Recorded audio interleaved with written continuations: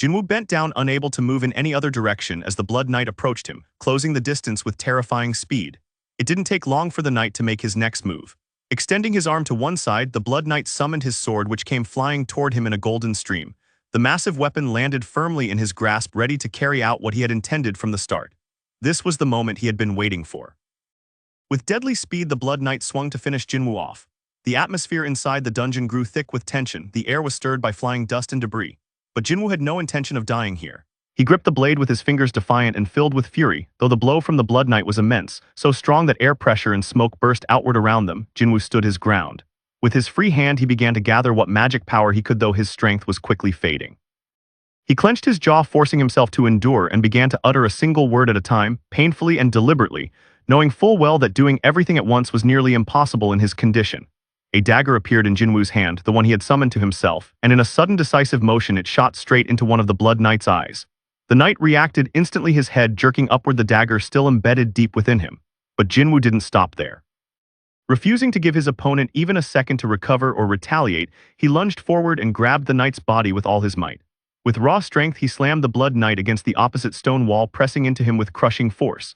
At the last second, Jin-Woo stumbled back, grabbing his dagger to ensure such a precious weapon wouldn't be left behind for anyone else. His gaze was cold-blooded and resolute. He had no intention of surrendering his weapon.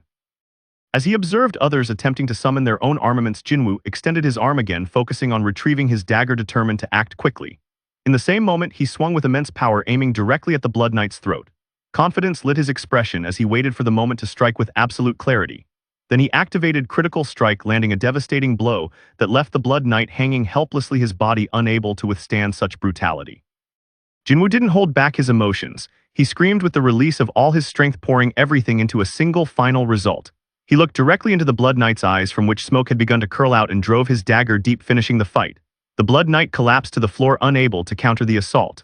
Jin-Woo stood over him, breathing heavily, completely drained from the prolonged battle. The toll of the fight was evident in every part of him. After a moment, a strange white liquid began to seep from the Blood Knight's mouth, trailing down his chin and pooling into a small white puddle on the ground, surrounded by a faint stream of wind that lingered around the fallen foe. Jin-Woo couldn't catch his breath. Gasping for air, he asked himself in disbelief whether he had truly won. He clutched his hands tightly in his lap, the weight of what had just happened sinking in.